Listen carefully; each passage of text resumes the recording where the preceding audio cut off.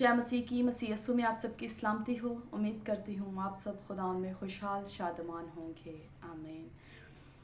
आज हमारा टॉपिक ये है कि खुदा को हमारी फ़िक्र है, लेकिन हम अपनी जान की फ़िक्र खुद ही करते हैं।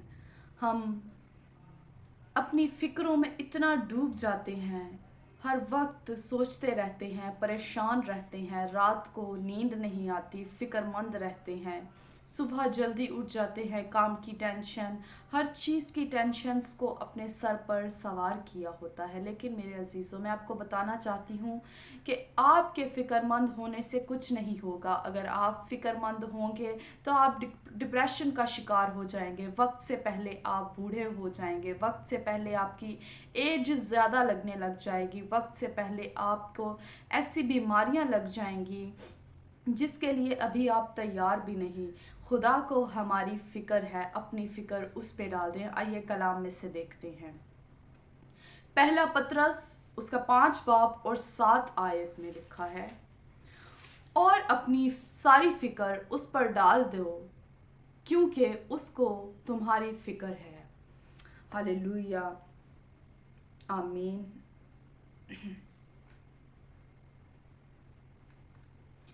खुदा ने दुनिया की हर चीज़ आपके बनाई है क्योंकि उसको आपकी फ़िक्र है। खुदा ने दुनिया की हर चीज़ आपके लिए मुयस्सर की है क्योंकि उसको आपकी फ़िक्र है। आपकी आसाइश के लिए हर चीज़ बनाई, हर चीज़ तैयार की। जब खुदा ने आदम को बनाया तो उसको बनाने से पहले खुदा ने उसके लिए हर चीज़ बनाई क्योंकि खुदा को आदम की फ़िक्र थी।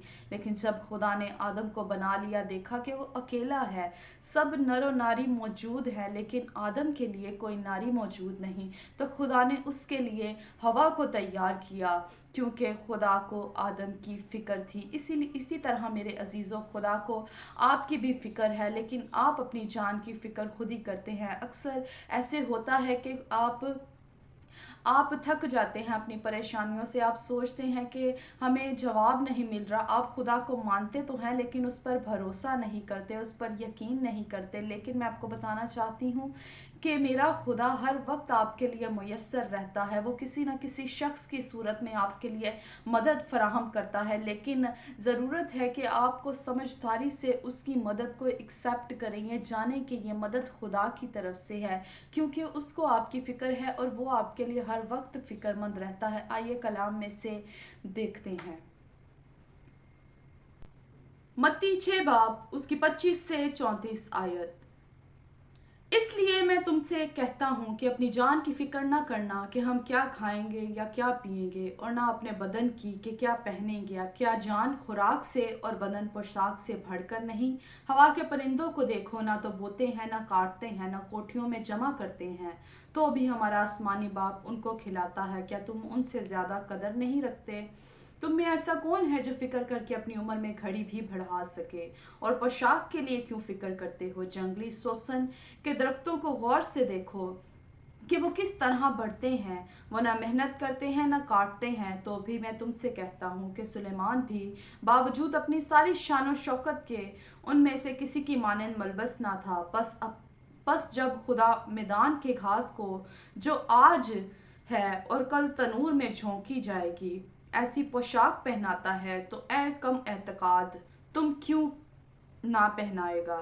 क्यों ना पहनाएगा? इसलिए फिक्रमंद होकर ये ना कहो कि हम क्या खाएंगे या क्या पिएंगे या क्या पहनेंगे, क्योंकि इन सब चीज़ों की तलाश में गैर कौमें रहती हैं, और तुम्हारा आसमानी बाप जानता है कि तुम इन सब चीज़ों के मोहताज हो। बल्कि तुम पहले इसकी बादशाही और उसकी रास्तबाजी की तलाश करो, तो ये सब चीज़ें भी तुमको मिल जाएंगी। बस कल की फ़िक्र ना करो, क्योंकि कल का दिन अपने लिए आप फिक्र कर लेगा। आज के लिए आज का ही दुख काफ़ी है।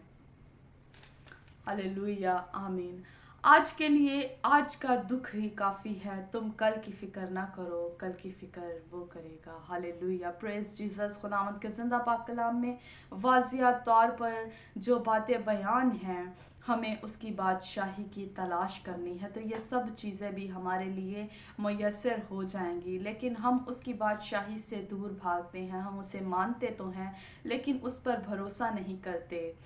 सिदरक मीसक अब्दुन्नजू जिन्होंने खुदा पर भरोसा किया, उनको जल्दी भट्टी में डाल दिया गया क्योंकि उन्होंने बुत परस्ती से इनकार किया था। लेकिन खुदा ने उनको उस आग में से महफूज रखा और वो आग उनके लिए ऐसी हो गई जैसे फूल होते हैं।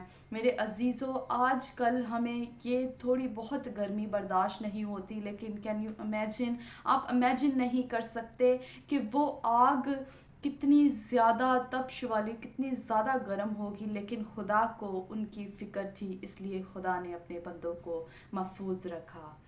उम्मीद करती हूँ आपको आज के कलाम से बरकत मिली होगी। God bless you all. जय मसीह की।